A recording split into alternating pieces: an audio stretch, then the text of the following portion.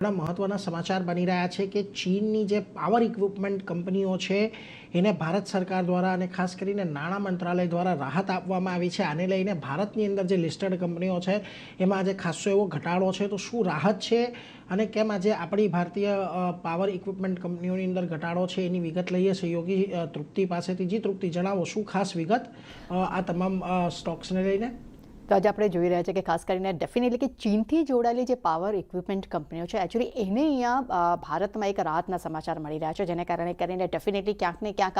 આપણા ભારતીય કંપનીઓ જેટલી છે તેના પર એક પ્રેશર અહીંયા આવતું જોવા મળી રહ્યું છે। હવે ઓવરઓલ ડિટેલ્સની અગર જો વાત કરશું તો ચીનથી જોડાયેલી 4 પાવર ઇક્વિપમેન્ટ કંપનીઓ છે જેને અહીંયા 2 વર્ષ માટે અહીંયા રાહત આપવામાં આવી છે અને નાણાં મંત્રાલય દ્વારા અહીંયા રાહત આપવામાં આવી છે। હવે અહીંયા તેમનું કહેવું છે કે TBEA એનર્જી ઇન્ડિયા જે છે અને નાન્જિંગ ઇલેક્ટ્રિક ઇન્ડિયા છે, આ બે જે કંપનીઓ જે છે પાવર ઇક્વિપમેન્ટ કંપનીઓ અહીંયા એમને પણ રાહત આપવામાં આવી છે અને ખાસ કરીને new north east electric India અને તાઇકાઈ ઇલેક્ટ્રિક ઇન્ડિયા જે કંપની જે છે અહીંયા ભારતમાં જે એમની સબસિડરી કંપનીઓ છે એ આ 4 કંપનીઓને રાહત જે છે તેને મળી છે, જે ખાસ કરીને ફેબ્રુઆરી 2026માં અહીંયા TBEA ને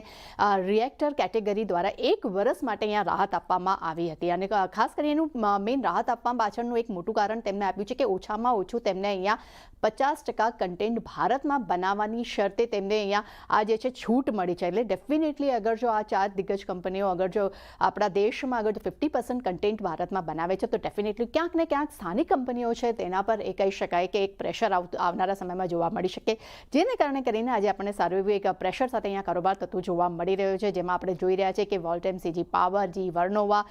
સિમેન્સ એનર્જી, હિતાચી એનર્જી જેવા કાઉન્ટર્સ છે ખાસા આપણે પ્રેશર સાથે કારોબાર કરતા જોવા મળી રહ્યા છે। પરંતુ બીજી તરફ IIFLનો પણ અહીંયા બ્રોકરેજ રિપોર્ટ આવ્યો છે, એમનું કહેવું છે કે આ પગલું કોઈ અણધાર્યું ન હતું, તેમને પહેલેથી જ અંદાજો હતો કે આવી એક રાહત મળવાની હતી અને ખાસ કરીને સ્થાનિક પ્રાઇઝિંગ શિખરે પહોંચતી પણ અહીંયા જોવા મળી શકે છે અને ચીનની વધતી કોમ્પિટિશન અંગે અહીંયા 6 મહિના પહેલાં અહીંયા ચેતવણી પણ આપવામાં આવી હતી અને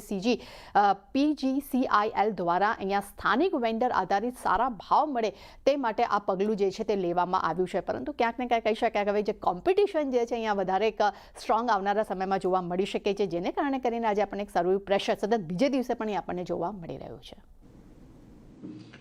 જી તૃપ્તિ, આભાર અમારી સાથે જોડાઈને આ સમગ્ર વિગત આપવા માટે। તો જુઓ, ચીનની આજે પાવર ઇક્વિપમેન્ટ કંપનીઓને થોડી રાહત મળી છે, એની અસર અહીંથી આપણને આજના દિવસે આ બધા સ્ટોક પર આવતી જોવા મળી રહી છે, એટલે એના પર એક નજર ચોક્કસથી રાખીશું। આમાંથી